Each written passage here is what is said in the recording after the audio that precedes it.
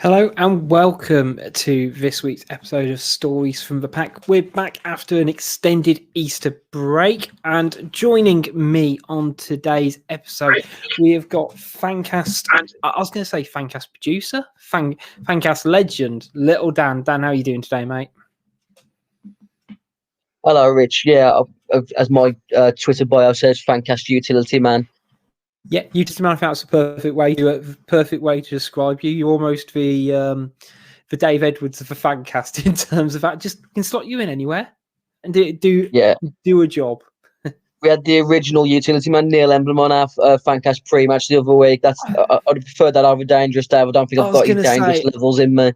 I was going to say, I feel like, I'm 30 seconds into recording. I've sort of already made a mistake there because Neil Lennon was much more of a utility man because he could play that spine perfectly for me. But we might touch on the likes of Neil Emblem as we go through this. So for anyone who's not watched or listened to our Stories from the Pack before, essentially the idea behind it is interviewing Wolves fans about their time supporting the club, whether passion has been sort of channeled over the year, how things have changed for them as they've grown up, and how essentially life might have impacted and how football might have impacted your life, really. So I guess to start with, we'll go right back to the beginning, to when you first started supporting Wolves, and I guess how it came about for you, Dan. So was it very much a family driven generational one for yourself?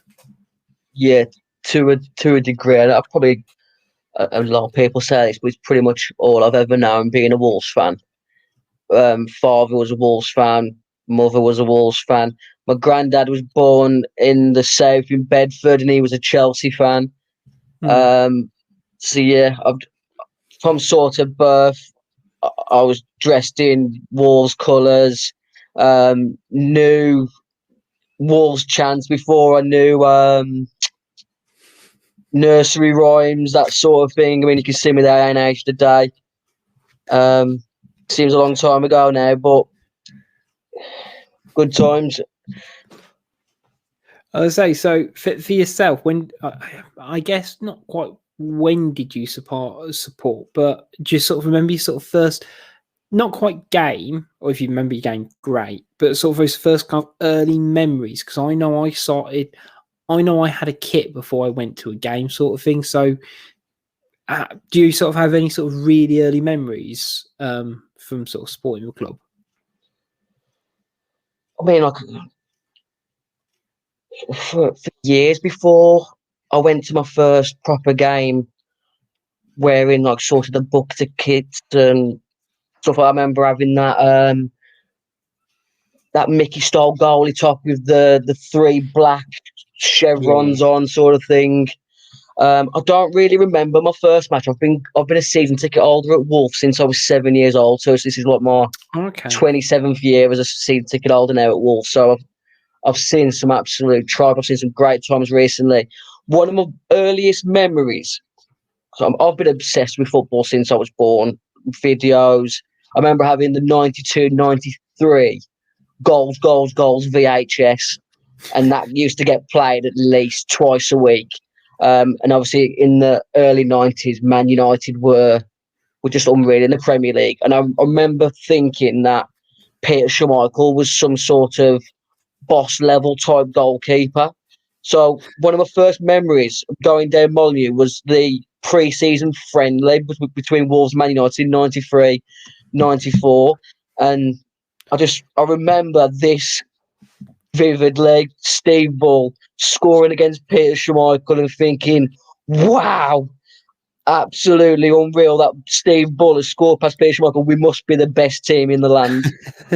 It's almost like with Bully as well and Schmeichel, early 90s, it is almost unstoppable force meets immovable objects, isn't it? And that goal he scored in the friendly, it was classic Bully, would you say, as well? I mean, he just manhandled Bruce. It was similar to his goal for England against Scotland, where it sort of bounced off his back and somehow he's in on goal. He just puts it away, just effortlessly, doesn't he? That was classic Bully, his peak.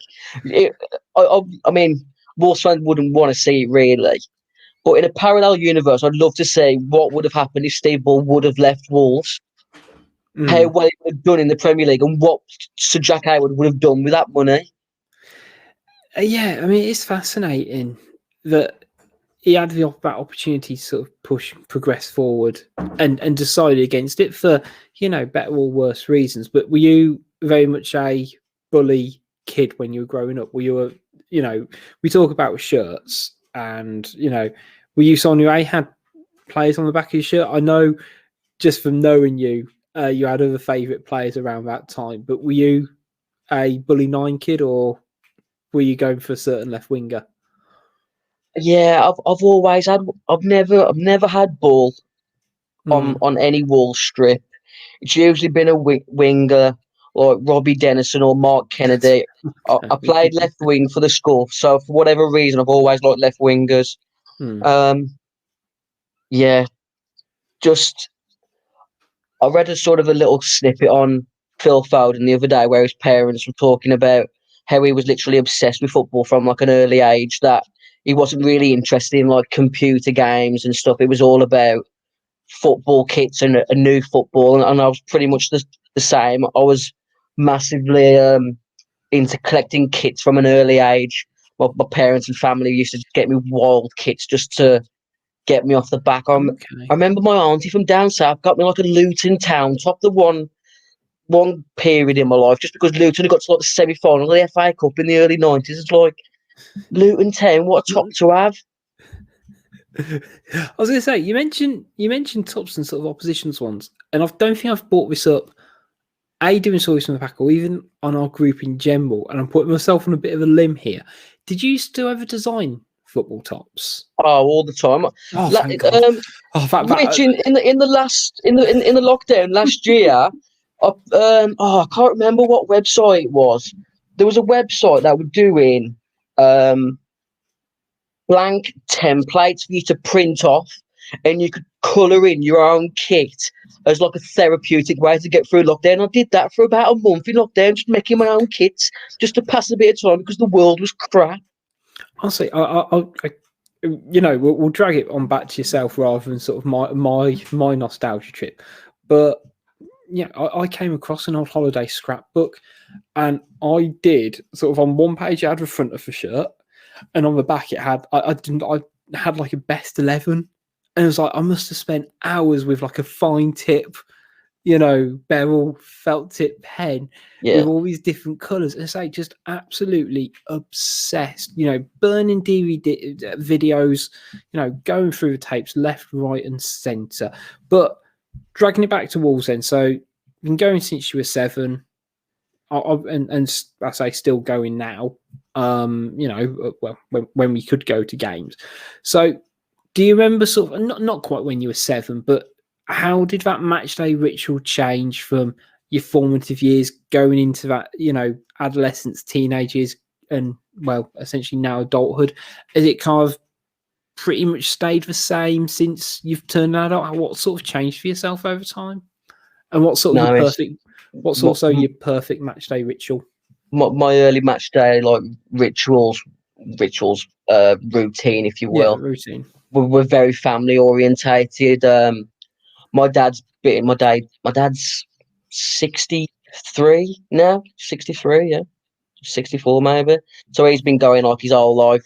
Got married to my mum, they had me, and I think a way of them spending their weekends together was going down the match together. My dad used to sit in the upper South Bank, and then me and my mum got a season ticket in the row F in the South Bank. So I've sat in the South Bank since I've been going.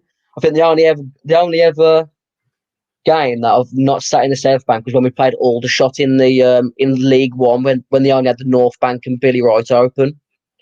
Okay. So I've been going there. One of the early rituals was them going in the wheat sheaf and me having to wait outside while they got drunk. That was a vivid memory of my early years. We had a period where we went to Heroes, which was sort of below Atlantis.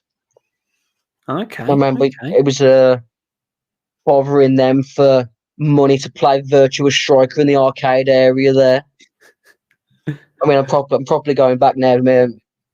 So that is classic 90s Wolves stuff, that is. I might have got treated to a McDonald's if there was an offer on the bus tickets. Yeah. One of them. And then in sort of recent years, it all depends on what sort of group of mates I'm drinking with. I could be in the Clarendon one day, the Hogs another. Away days is always the train. Can't do coaches nowadays. I had a really, Okay. really bad experience on the school trip to Cadbury's World where a lot of vomit down myself occurred on the way back, and I've never really enjoyed coaches since. Out of curiosity, considering where the school trip was that due to eating too much chocolate at Cadbury World, or just from coach ride in general? No, Just it's for coach sickness. okay. I suffered bad in my early years with coach sickness, even to the point where my parents decided a coach trip to Lorette de Mar holiday was the ideal way to get me used to coach sickness. It could have been. You never. I was going to say you never know, but they certainly do now. I would say it's interesting because I've had a mix of coach and train, and there's something quite special about doing it via the train because you usually end up getting there a lot earlier, Yeah, and you're not necessarily quite at the ground, and you get to I know take in a lot more of the town that you're in, and I think you know reflecting almost as a wall sound of what it'd be like from the other side. Wolverhampton's a one club town, so on a match day, it is solely focused on one thing and one thing only, and that is the game that's going to be happening, and you must feel it going through. And I've gone through other towns and cities where it's either very much not been like that or it very much has been like that. And I think it's always kind of cool to, and you meet different people as well, whether you're going into a pub and you're speaking to people behind the bar, or you pop into a local shop or whatever. And I think it's definitely a lot of fun doing a train away day. yeah. I think just the atmosphere is just a lot better on the train. The the coach trips, some people are literally there with their families and they don't want Larry blokes singing Yeah. "Fuck the Albion" and stuff like that at 10 a.m. in the morning when they're off to Chessington World of Adventures for the weekend. But on the coach is very, very family orientated. I don't know whether they even do the movies on the coaches anymore. It used to be like Men in Black and Space Jam and stuff like that when I went on the Wolves official travel club as a kid. But Yeah. the 97, 98 when I'd been on the official travel club. I think. See, I went to Wembley for the semi-final on official coach. I don't think they played a movie, and they didn't even, and this upset me, play a season highlights from the year before, because that was a classic for me. It was they'd always play, or not even from the year before. It would be like a really dour year. Like I went on coach one year, I think when we were in the Premier League under McCarthy, and they showed a Glenn Hoddle season. And we're like, is this the best we could do? Was that on the way there or the way back? On the way back, if it was a night trip, I would have said fair enough to get people to go to sleep. But no, this was on the way there. I remember it vividly being like, okay, great, and then it being, an hour of your life you wouldn't get back. Whereas things change, but you've been going for games for 27 years now. I mean, we're sort of blessed in a way that the last kind of 4 years, it has, I guess, sort of brought, the most success in terms of, some notable moments for yourselves. But, for yourself, past, present, who have been your favourite players to actually watch at Wolves? I know you've mentioned the likes of Dennison and Kennedy already. Who are your standouts over time? Yeah, those two are pretty much stand out. I feel like I mentioned, just with playing on the wing for the school and whatever. Them were the players that I really enjoyed. Simon Osborne, I've got a strong soft spot for Simon Osborne. I'll still happily debate that he's better than Ruben Neves. If anyone wants to come and meet me for a drink anytime, I'll discuss that. I think Simon Osborne's got a better free kick catalogue of goals than Ruben Neves for Wolves. Just daft players. We've all got cult heroes. I loved Havard Flo when he played for Wolves because his birthday was the day before mine. Just daft little things like that. He'd come off the back of a World Cup and you think, wow, he was the number 9 after Bull, I think. And Mm. And then you had like Robbie Keane and players like that. We've had some good talent. I mean, we've seen some absolute tripe as well in the Wolves shirt from like Darren Peacock and Robert Nistro and all these old school just utter crap. But you gotta love everyone to a degree. I mean, everyone's got a story, I think, when it comes to Wolves. And, Darren Peacock and Nistro get brought up via the Fancast a ungodly amount considering how little they played for Wolves. And you think, I was sort of looking back and think, well, do we remember them because they're notable names and sort of stand out from when you're a lot younger? And I do think like maybe the likes of Roderick Miranda, whether he over time in like 10 years time will look back and go, he played for like half a season for us and was awful. Like we forget, don't we, how crappy he was as a player. But there's been so many like little players who've, because Wolves kind of have had so many sort of transitions over the last 20 years. Players who like pops up in the Glenn Hoddle era. When I was sort of a teenager watching Wolves, who I guess sort of sparked, my real lifetime interest in it around that point. So like asked me about Dennis Rosa. And there was a point I thought, oh, he was brilliant. And then I looked back and went, no, he bloody wasn't. Yeah, I think these sort of exotic signings that came out of nowhere in an attacking centre midfield role, they're easily to like at times. And then, but you look at Dennis Rosa and I don't know. I'm trying to think who else would like. I mean, like Samuel Jabber and all these like just odd old school names who probably only played about 8 or 9 games, but because there were exotic signings at the time, you think, God, they were good. But in hindsight, they're all pretty terrible, weren't they?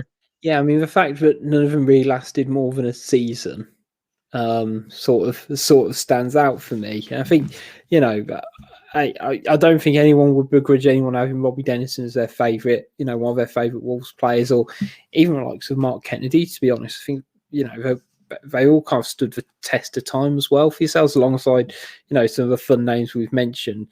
Before we sort of do favourite game, have you got sort of favourite memory? So that could be included in a game. It could be an experience around the game. Do you have sort of any sort of real, a real sort of deep one for yourself? It's tough to single it down to one, Rich, because of just how many. Like what I said, I've had so many highs and lows supporting Wolves. One of my first away games went to Port Vale away, mid-90s. Absolutely chucked it down a rain. We was on the side. There was no roof. I was only about 8 or 9. Wolves won 2-0. And I made my dad take me to the toilet for both goals. Oh. So he was annoyed at me. But that's a memory that'll always stick out to me. It's just that little things like that. I remember like, us losing 1-0 in the 90th minute to Huddersfield. Just crap little aways. But you end up appreciating, like, one of my favourites is obviously going to like Braga with my mates, because you go from like Port Vale and Huddersfield losing at like stadiums like that to go and see Wolves in Europe. It's massive, really. The beating Reading in the semi-final of the playoffs, I think winning that game, we was never going to lose that final because we got past the semis. Yeah, 1000%. Did you go to the one down in Reading out of curiosity for the Alex Ray? No, for something. I remember watching that game in the Market Tavern in Bilston with my family and a few friends, and just when that goal went in, the whole pub was off the feet because we knew we'd made it. I remember. I mean, I was 9 at the time, so obviously I wasn't there because it was an awkward time as well from memory. Because I'm sure it wasn't like on a Saturday. It was midweek, wasn't it? It was midweek, but I'm sure it's like a weird kickoff time as well. Like it was like 6 o'clock or something. Yeah. But I remember at that point just being absolute jubilation. And honestly, like you say, don't get me wrong, likes of Millennium, going to Millennium, doing some of the big ticket ones at Wolves. Yeah. But I think it's those ones which really stand out for you. And sometimes you say it's not even going to the game. The atmosphere in that square in Cardiff before the playoff final. Still picture that now. Just being there with all my family that didn't even really go to games very often. Everyone from Wolverhampton was in that city square, whether they had a ticket that night. Wolverhampton must have been a ghost town that day. Yeah, I mean, I've spoken doing this, I think we're in episode 8 of this series now, and I've spoken to people who went to Cardiff, spoken to people who didn't go, and just the people who didn't go physically to Cardiff, it was just like the town was just fever pitch levels, because if you weren't going, you were banded around that club, whatever. Everyone saw sort of scenes in the car park, and basically the concourse of people basically going down the Stafford Road to cheer on the fans. Wasn't even cheering on the players, because so I think it's just magical, to be honest. For yourself, there's been loads of magical moments, which, I mean, being on the pitch for the promotions and surviving relegation on the last day against Blackburn, that they all stand out really. But beating Man United in the FA Cup quarter-final, I think that's a big one for a lot of our generation now. There's certain games within what we watched that I genuinely believe the football gods, they'll never not let you lose them sort of games, because it's been built up so big. Yeah, I mean the one with the Man United in the quarters. I did a podcast the other day actually, where I talked about it as sort of one of my favourite moments. I sort of said I couldn't quite put my finger on why it was so special, but I said it's because we deserve to beat them. And when Jota broke through on goal for that second and he scored, it wasn't like it was a smash and grab. We deserved to be up 2-0 in that game. And we knew that we'd be going to Wembley. And, I know we got a consolation at the end, but that was just incredible. And you can't quite put your finger on it. And I mean, look, FA Cups and Wolves, in the last 25 years, haven't exactly had the greatest relationship. Because before that, you're looking at that third round win over Newcastle when we beat them 3-2, or you're going up to the Arsenal one. And, I think cup games definitely can bring something special out if you get there, and if you get the big scalps. The FA Cup is still special to certain people. Man United going to Brazil in the late 90s killed a lot of the FA Cup shine. Obviously, there's no money in it now, so the big teams don't take it seriously like they used to. I wish we could go. I think a lot of it's we're all getting older, Rich. That's sort of the naivety of the shine's just not as shiny as it was. You know what I mean? Nostalgia isn't what it used to be, is it? Sometimes, but yeah. I mean, fingers crossed we can have a couple more. But I don't know. I think the fact that we're now a Premier League team, I think, takes a bit of the veneer off it, because you expected to beat so many teams, and I say then it comes down for me the experience of going to the away games and traipsing up and down the country and sort of hoping that we can squeak past a team. But fingers crossed next year we can have a decent run anyway. As I say, before we do the low points, I wanted to sort of do we've done the best.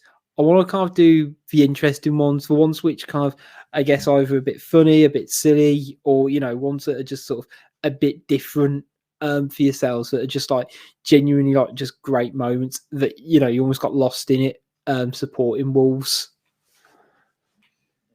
One funny story, which my one group of mates never let me forget. We beat Nottingham Forest in the McCarthy promotion season away. Michael Cartley scored. Wolves were pretty much already, I wouldn't say we were mathematically promoted at the time. We were going through, and we weren't far off. And we were walking to the city ground, and we were all singing "We Are Going Up." And there was a group of Nottingham Forest lads, probably similar age, and he said, "Shut it, rat boy." And obviously, with my facial hair was even worse back then, because I was still like sort of cat whiskers. You're growing it in, yeah. I was growing it in. So he says, "Shut it, rat boy." And my mates, in the blink of an eye, went to him. Yeah, well, he's a Premiership rat boy, eh? And they just didn't know what to do. It was one of the most it was a surreal moment where people didn't know whether it was going to kick off or whether to laugh. And so yeah, every now and again, my one mate Mark, he'll say, "How you going, Premiership rat boy?" I was going to say, because it's such a backhanded compliment to you Yeah. as well. But it works on so many levels. It just massively diffuses the situation as well. Oh, bless. Just that one. And then if you remember when Walter Zenga was in charge, we beat Birmingham City 3-1. And I know a lot of my friends already know this, but there's probably people out there who ain't seen this video. But they used to do the fan cam, which I implore Wolves to bring back when we're back in the grounds, because everyone loves that. Everyone loves to see themselves on the Wolves YouTube channel, just looking silly in the crowd. But Wolves went big. John Daddy Bodvarsson scores, and as you can see, I'm here. I'm loving life. I'm having a little dance in front of the stewards. I'm doing a little jig to the right of the stewards here, and I mean, you can't buy moments like that.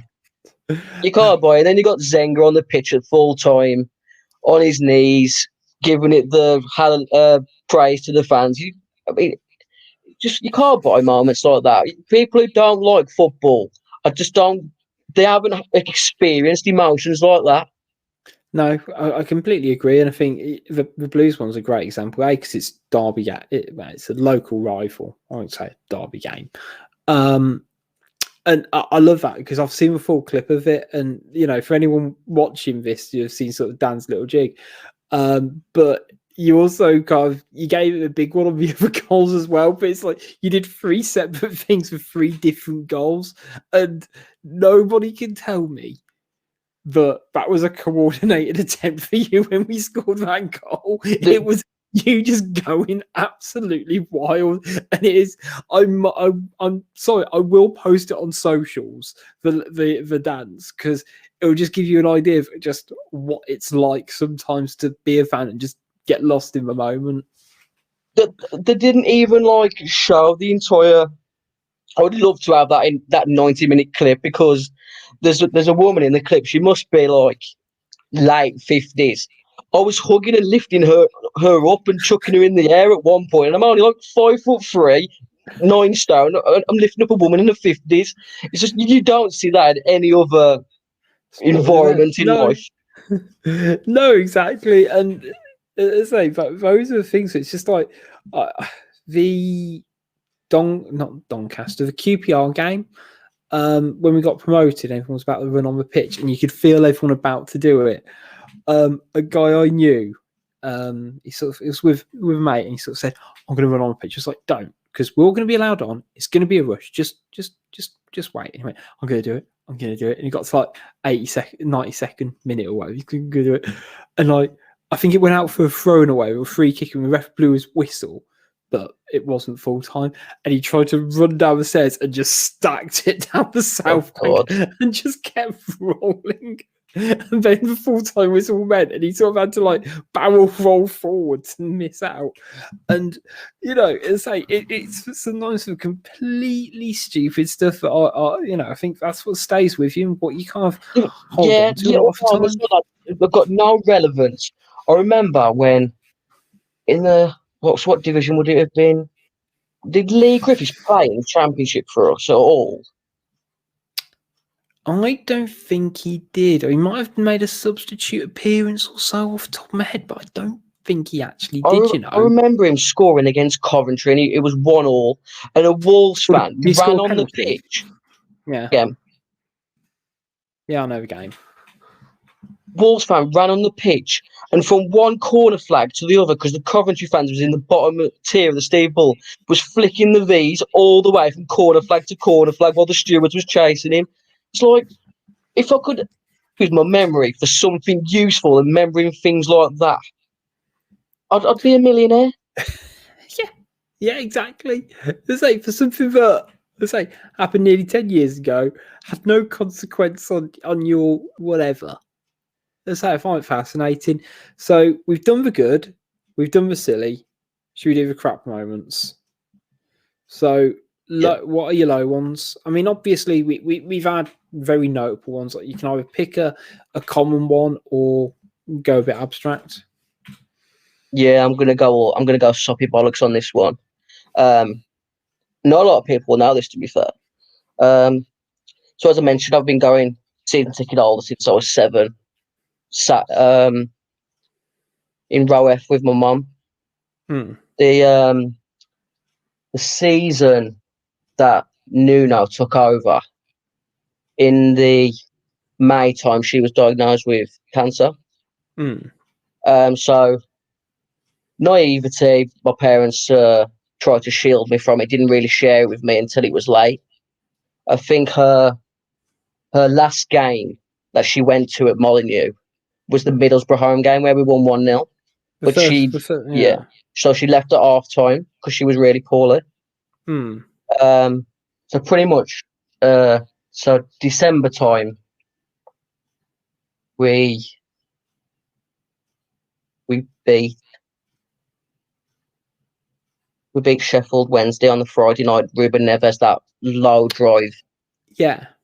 So my mum passed away a couple of days before that game. So I was really struggling. I really, really struggled at this time. So did my dad. And I don't know where I would have ended up really, because my drink went haywire around that time. I'm talking, you know me, I'm a big drinker now, Rich. With my spirits.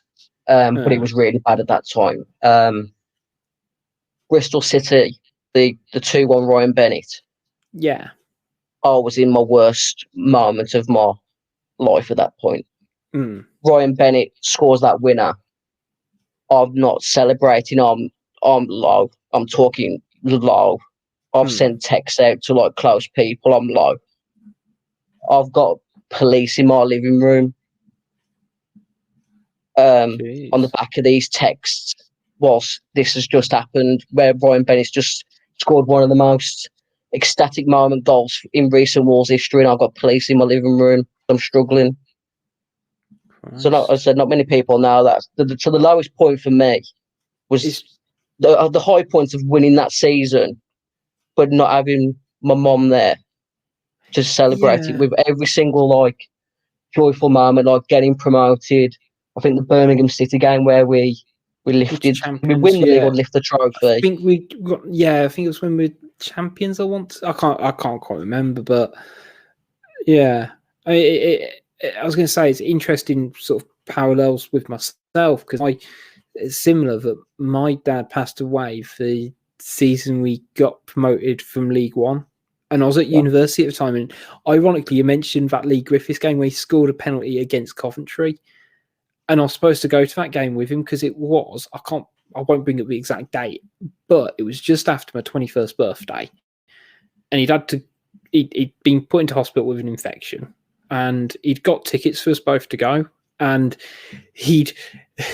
it was almost like one of those optimistic ones where you'll know as well as I do, where it's like, oh, I'll still be able to make it to the game, don't worry.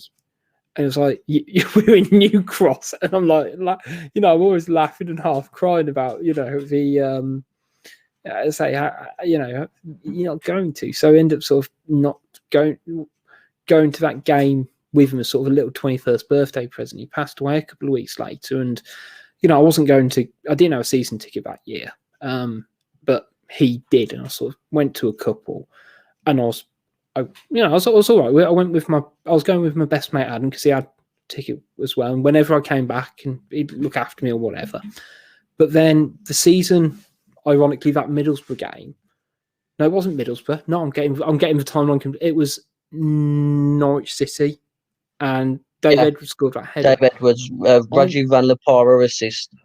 I went into that ground and I had a panic attack. Despite I'd gone to football games without him before. Yeah.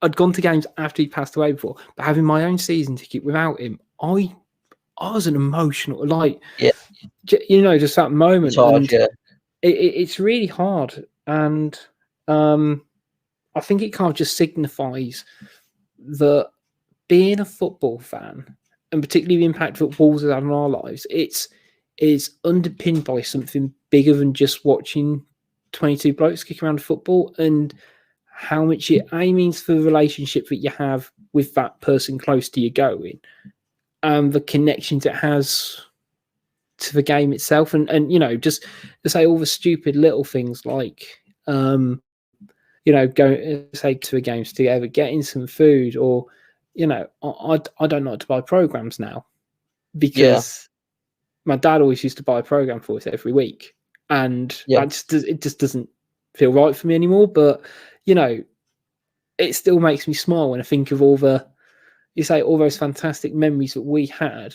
which we probably wouldn't have had through supporting Wolves or even supporting the same team. So I completely get that as a low point, and the contrasting points to how the team were doing, and it's, hey, look, fuck cancer. Without kind of going into sort of too much, it can be exceptionally rough a lot of the time, and especially say when you've forged those relationships over something like football. I'm going to sort of slowly drag it back to something more positive. Otherwise, I think me and you are going to end up having a therapy session after this and getting a drink. So I guess that sort of catches us up to kind of now in terms of, I guess, how your experience of being a football fan's developed over time. And I guess sort of around a similar point as sort of what we've discussed, ironically, you joined the Fancast. And I as I mentioned to you beforehand, we've done a sort of I think Stories from the Pack with about half the guys now. Yeah. And it only occurred to me the other day that in the grand scheme of things, there's not a huge amount of I guess Wolves content creators. There's a wide variety and there's a decent amount, but there's about 50 to 100 in total, I'd say, doing other great stuff. I'm going to name drop a couple just to be nice, but the likes of Wolf Whistle, Jason Guy, you've got Wandering Wolf as well. And sort of a lot about Wolves, a whole lot of Wolves over in America as well, which I think is great. But actually, we're a really small number when you think of the amount of Wolves fans. So, what made you want to come onto the Fancast in the first place? Probably vanity, Rich. I think.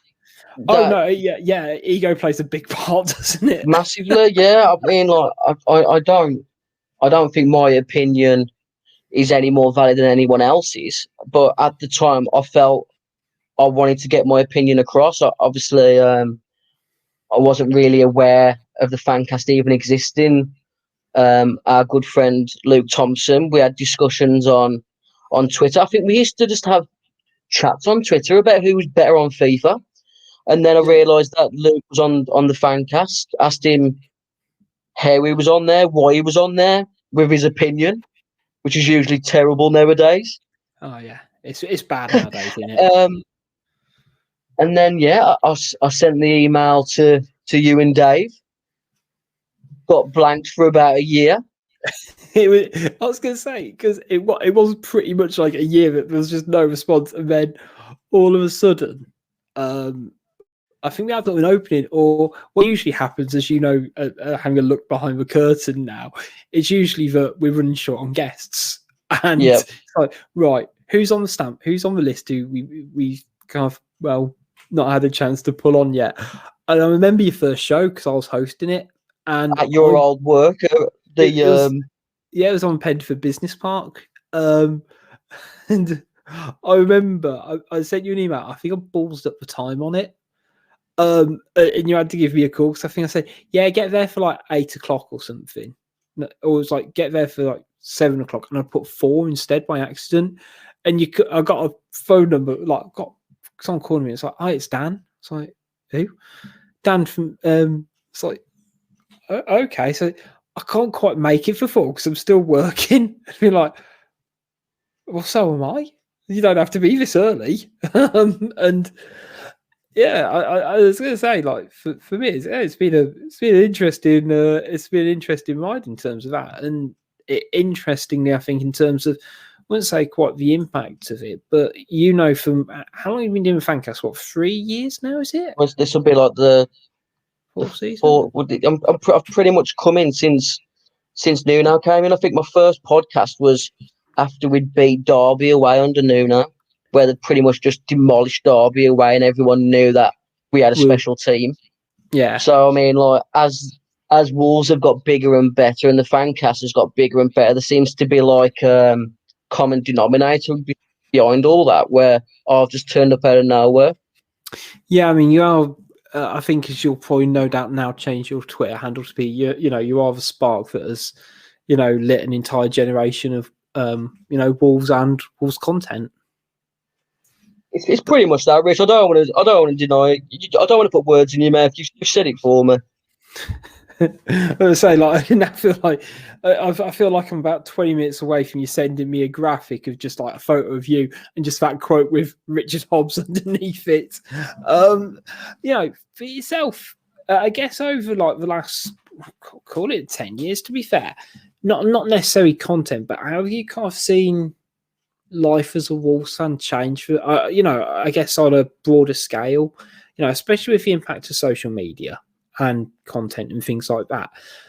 Have you sort of seen any sort of differences over sort of the last 10 years? I think we've all noticed that over the last 12 months being in lockdown now, we don't have the opportunity to go to a pub and, have these debates. But is there anything you've picked up on over the years? I just think technology as a whole, I think we had probably the best generation, Rich, looking back, where we had the good childhood before everyone was affected by the internet.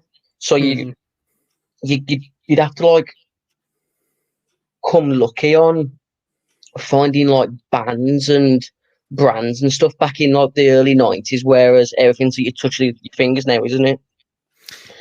Yeah, and like, I mean, to be fair, even little things like, say, me and you, very similar in terms of how obsessed we were with football. And, this is probably sort of very, say, golden age fallacy, but I used to go out with my mates, play football. It's cliche. I'd play from like in some holidays from, 8 in the morning to late at night. Yeah. And I don't know if that stuff happens anymore. I'd be fascinated to know if it does. Yeah. I drive past like sort of parks on the occasion, driving home from work and whatnot, and you might see like the occasional like young football team training, but you don't really see groups of mates just playing Wembley or whatever. It might be headers and volleys to some. It was Wembley to me, or Premier. There's so many games we used to play. Premier was the one to me where it was sort of. So it might have been 3 of your outfield. You all had to pick like a Premier League team. Okay. And if you scored, you went to the goalkeeper who knew the 3 teams, and you picked one of those teams. And if you picked that team who one of the other 2 had, they were out, and it was basically who scored and got the others out. That seems so unnecessarily complicated, but I guarantee for your mates it was perfect. Yeah, because you could have like I don't know, 10 goals and people might have still been in. But then, like, if the first person was out on the first go, it could be down to 2 and you've got like 17 teams still to go through. It could go on forever. It could be really short. 60 seconds was another big game for me as a kid.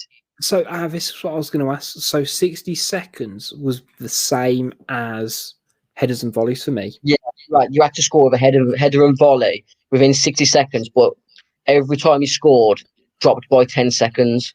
Right. So again, lots of interesting things I want to dive deep into here. So headers and volleys, 60 seconds. How do we want to brand it? You went down to 1 in 50, 1 in 40, 1 in 30.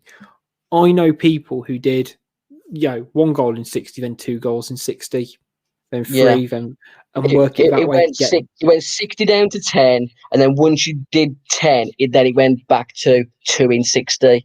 Oh, okay, that's in depth. That is. But usually we didn't really have the don't really want to be rude, the terrible fat kid in goal in our group of mates. There was usually at least a keeper who was tolerant enough to that. He'd never really got to 2 goals in 60. It's hard. We always used to find it hard to get that 1 in 10. Usually, because the goalie would just like he start bricking it and would just punt the ball as far away as he could. Yeah, you had to as a goalkeeper when he got to that 10 seconds, because if you had some like dirty players outside, they'd get the ball by the 6-yard box and it would just be a quick flick up and volley at the goalkeeper from yards out. Yeah, you got to be careful on that. And we could talk about the stupid, I guess not quite playground games, but that sort of style of mini football game. Things like crossbar challenge. Other people like debate things on crossbar challenge about where you should have it and stuff like that. And for me, like we basically played football at a relatively similar level, i.e., Sunday league. And yeah, I was wondering where you were going with that then, in regards to it wasn't really a level we had to pay to play. Yeah, I paid subs to to play football. But when you include like stuff like that from supporting Wolves as well, I had it where we train on Saturday morning, and then I 3 hours later I'd be watching the Wolves game with them. I'd see them the next day while we're warming up. We'd talk about the game, and then we'd play it, and that's how you sort of forge these friendships for me. So before we wrap up, I guess sort of the last kind of question I like to end on is sort of, what does being a Wolves fan mean to you? It's tough to simplify, isn't it? I think we briefly touched on it earlier in regards to people who don't like football. It's the raw emotion of what it brings and the people that it brings together. We've had this discussion before, Rich. I don't know. There's people within the Fancast. Would we have ever crossed paths without Wolves? Yeah. It was things like that. My relationship with my father. If we didn't like football, I don't know what the hell we would talk about. My dad's very, very old-fashioned, strong, hard, working class. He won't cry, hug me any other time, apart from if it's a Wolves-related moment, whether, like we said, with my mom at the game, or it's a last-minute winner. There'll be no sort of emotion, but that's what football's about for me, the raw emotion of bringing people together. No, 1000%. And, I'll end it on the Fancast because I always say this about me and Stu, that we are the polar opposites of. Yeah. Stu's the polar opposites to a lot of people, Rich, but like you and Stu's like another world apart from that. Yeah, but we bond over football and so many other weird little things. But if you put us down on paper, you go, how the fuck are these two mates? Yeah. And I think that's a joy of being part of the Fancast, but also being a football fan in general, because there's definitely more that unites us than divides us. And I think Wolves as a club and supporting Wolves definitely does that for me. I think it's like the universal language of football, Rich, that you could go to sort of any point on the globe and there'll be someone you can talk football about, even if you can't even string a sentence together. I know we went on a lads holiday about 10, 12 years ago, and we were only talking with these guys. There was no underhandedness, but they were from Austria. And my only point of conversation with them was just shouting Stefan Meyerhofer at them. In an Arnold Schwarzenegger accent, just Stefan Meyerhofer. That's all I said to him. While my mates tried to pull him, I was just shouting Stefan Meyerhofer at him. I mean, that's football. It's a universal language. They knew who he was as well. Well, that's it. If they knew who he was, then if it opens doors, it opens doors. I think that is the perfect place to end this episode of Stories from the Pack before we go into any more of Dan's lads' trips abroad speaking to girls. So thank you very much for joining us, Dan, on today's episode. It's been great to hear about your journey being a Wolves fan. Yeah, it's been great, Rich. Love Wolves, love the Fancast, love everything that's brought me in life, even though at the moment it's a pain in the arse with social media. But we take it a day at a time, and thanks for continuing to support us, all the viewers out there, and stick with us and we'll stick by you. And the salty tears only, motivate us further. Correct. Yeah, exactly. So, but hey, we know what we're doing at the Fancast, sort of, and hopefully we've got some, interesting new and fun developments going in the Pipeworks as well. So, yeah, we get our aches and pains for doing this, but we also love it, and I wouldn't change it for anything anyway. But thank you very much for joining us. Big thanks to our sponsors, Pixel Yeti Media. For any of your marketing needs, make sure you go check them out. pixelyetimedia.com. Make sure, if you've not liked, shared, and subscribed to our YouTube channel, if you're watching this on YouTube, just go ahead and do it now. Just click. I think I'm doing it in the right direction. That way. There we go. Perfect. It's free. What are you waiting for? Like, comment, and subscribe. Just subscribe. You don't have to like it. Just subscribe. It's free. Yeah. I mean, we'll take sort of 2 out of. We'll take. I was going to say 2 out of 3. Subscribe first, then do the others. That's a perfect way for me to do it. Call me a dickhead in the comments if you like. Just like and comment, and then subscribe. Yeah, we'll cope. We really will. And also make sure you follow us on all our social media accounts. We are now at Wolves Fancast on Twitter, Facebook, Instagram, and TikTok. I'm malpoising We're on that on one. there. We've decided we're on there, but whether we continue with it's another story because, like you said, Rich, we're in our 30s now. I mean, have you touched 30 yet? I think you have you? No, I've still got 18 months to go. Yeah, you've got 18 months, but you're a bit more mature than the actual 34-year-olds in the group. So you haven't touched it, but you're 34 at heart. So yeah, TikTok might not be for us. No, we'll see, but definitely at Wolves Fancast and all the other ones now for your lols and trolls. So we'll catch our lovely listeners, lovely followers very soon. See you next time.